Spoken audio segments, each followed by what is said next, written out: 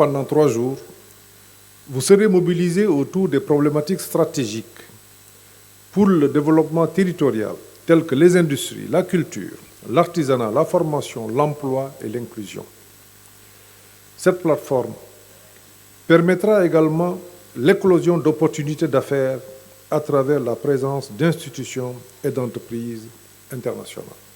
Mesdames et messieurs, je voudrais à ce stade de mon propos adresser mes chaleureuses félicitations à l'ensemble de la délégation de l'Île-de-France à travers Madame Anne-Louise Mézadieu, déléguée spéciale à la solidarité internationale.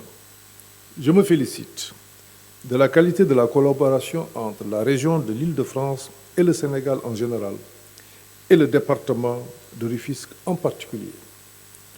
La constance et la réciprocité des échanges entre vos collectivités constituent certainement un modèle de coopération bilatérale. Je voudrais aussi noter avec beaucoup de satisfaction l'accompagnement du ministre des collectivités territoriales pour l'appui technique et financier apporté pour la réussite de ce forum. L'acte 3 de la décentralisation positionne la coopération décentralisée comme un levier important de financement du développement territorial et de réalisation de projets locaux. Au-delà de l'affermissement des liens avec les collectivités territoriales étrangères. Aussi, le dispositif conjoint d'appui à la coopération décentralisée franco-sénégalaise, piloté par le ministère en charge des collectivités territoriales et le ministère français de l'Europe et des Affaires étrangères, vise-t-il à dynamiser et à consolider les partenariats de coopération décentralisée entre les deux pays.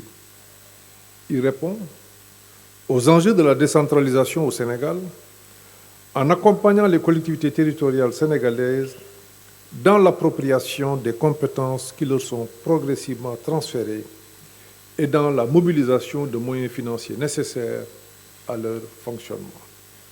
Mesdames et messieurs, le dispositif conjoint accompagne de nombreux projets qui visent à renforcer l'attractivité des territoires par le tourisme, la promotion culturelle, par la mise en place d'indications géographiques contrôlées et autres stratégies économiques pouvant favoriser les investissements. Les deux partenaires que sont le département de Rufisque et la région de l'Île-de-France ont bénéficié de cet instrument de financement en 2020 pour le projet de promotion et marketing territorial de la destination Dakar-Rufisque à l'international, en recevant un appui de 65 millions de francs CFA sur 2 ans. Cet événement économique vient marquer l'aboutissement de ce projet mis en œuvre conjointement par les deux collectivités territoriales.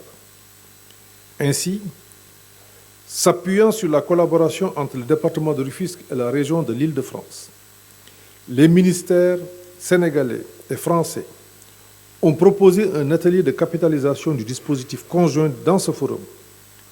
Aujourd'hui et demain, au CICAD, nos collectivités territoriales seront sensibilisées aux enjeux du marketing territorial et informées sur les différentes stratégies qu'elles peuvent déployer pour renforcer leur attractivité.